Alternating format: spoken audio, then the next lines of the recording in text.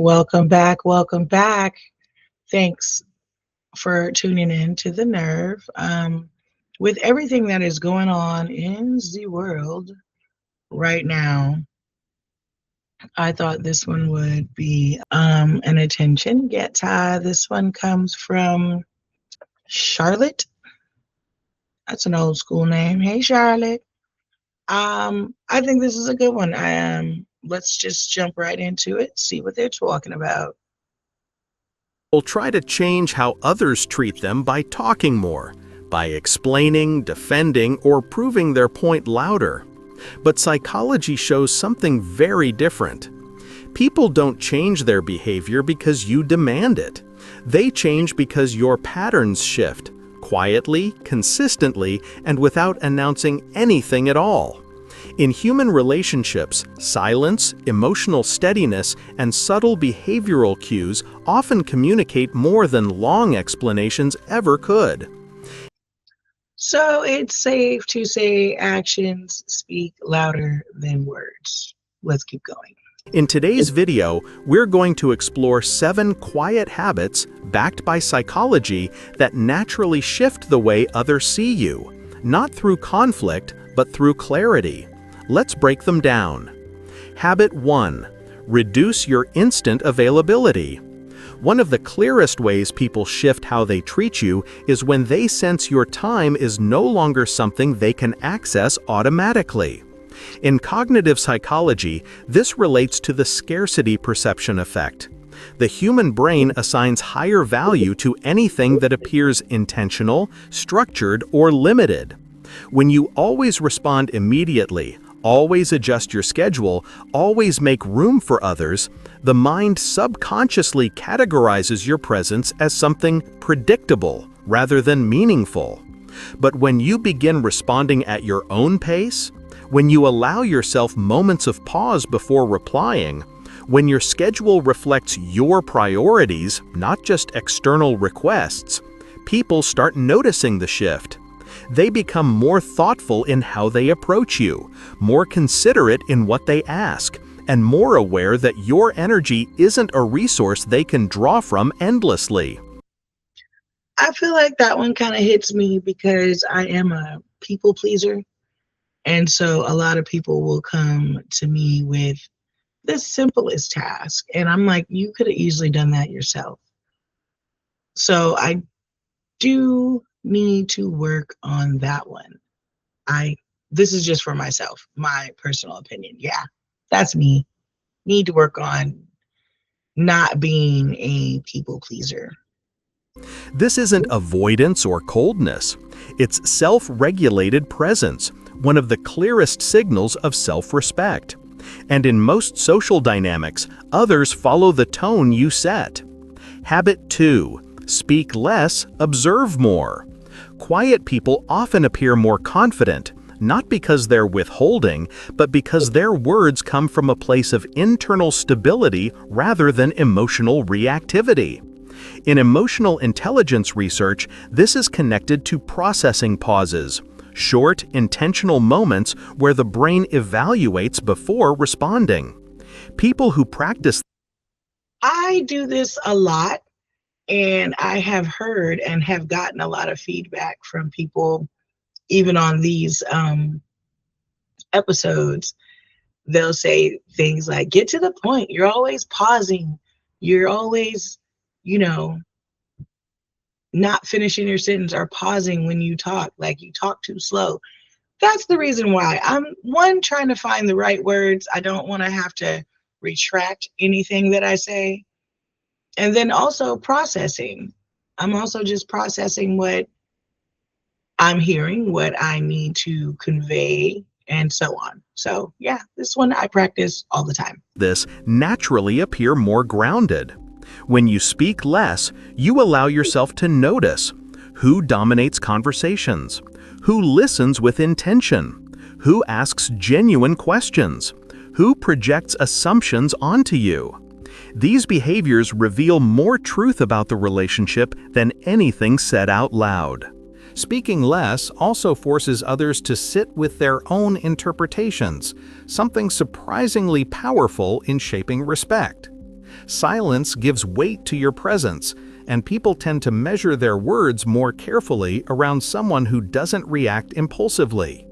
And over time, this habit teaches you something essential. Observation is a form of clarity. Habit Amen. 3. Stop overgiving what isn't appreciated. In many Amen. relationships, personal or professional, overgiving starts subtly. You help a little extra, pick up small tasks, support others emotionally, anticipate their needs. At first, it feels generous, but gradually it becomes a role. Psychologists call this the over-functioning versus under-functioning dynamic. When one person consistently does more, the other person unconsciously adapts by doing less. Not out of selfishness, but because the brain normalizes the pattern. This is why your effort often becomes invisible. People can become accustomed to your generosity to the point where it no longer registers. But when you step back, when you stop automatically providing more than your share, you're not creating distance. You're restoring balance. You allow others to meet you halfway. You give them the opportunity to show effort. You reveal whether the connection was mutual or dependent on your overgiving. And this may cause a lot of arguments because a person will say, well, you never had a problem doing that before, or you always do that, so what's the problem now? And so I guess the key words would be you have to do this gradually. Make a gradual change instead of just an abrupt change, because then people will start questioning, like, what did I do wrong? What is she mad at?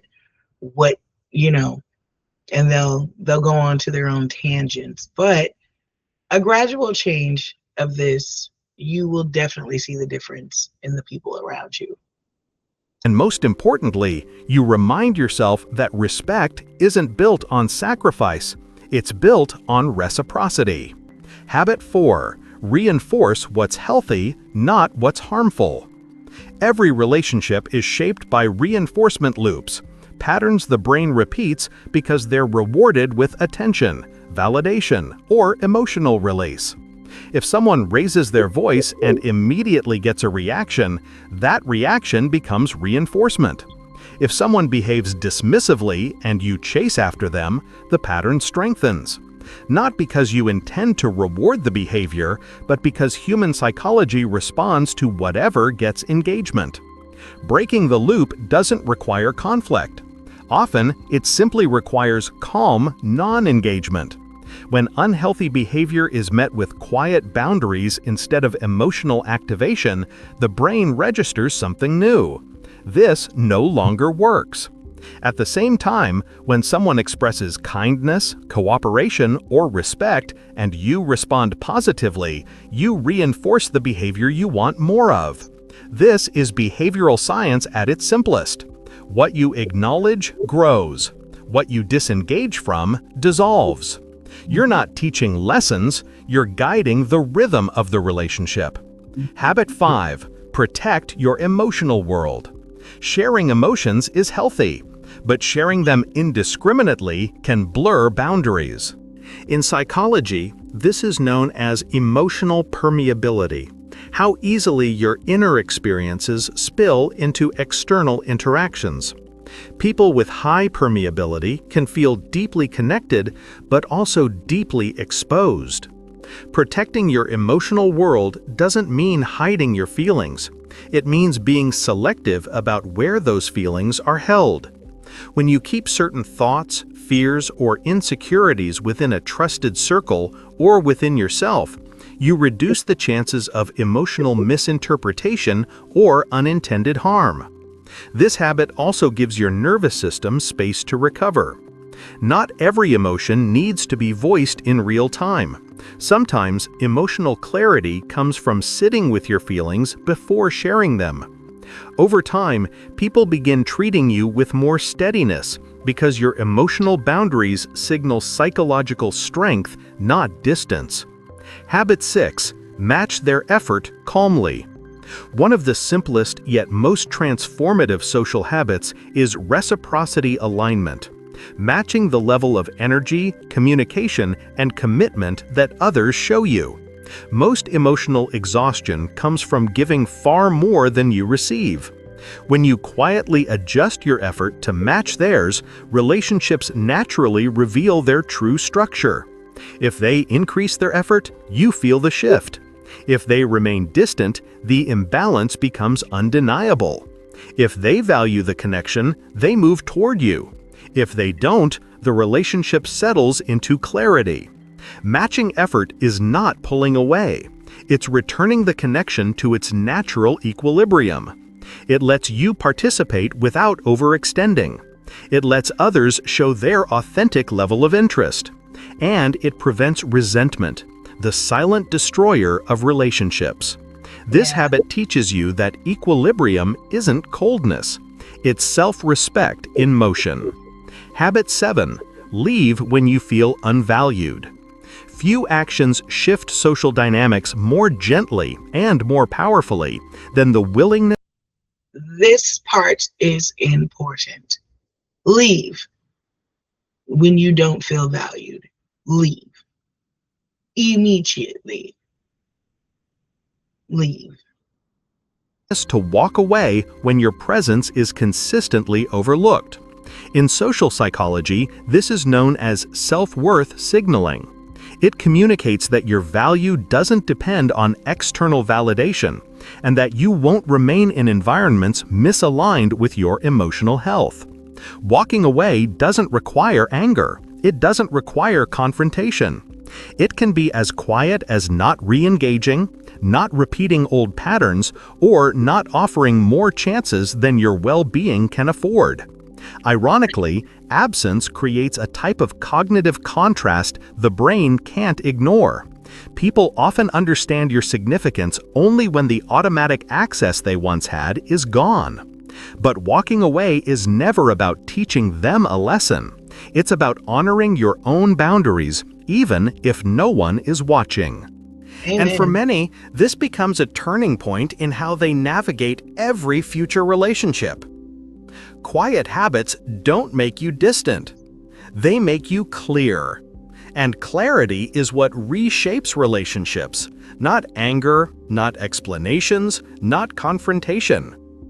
When your behavior aligns with your self-worth, people naturally adjust the way they speak to you, treat you, and engage with you. Amen. On that note, what do you feel about this one? But I do hope everyone is staying healthy, mentally, physically, spiritually. Thanks again for watching The Nerve.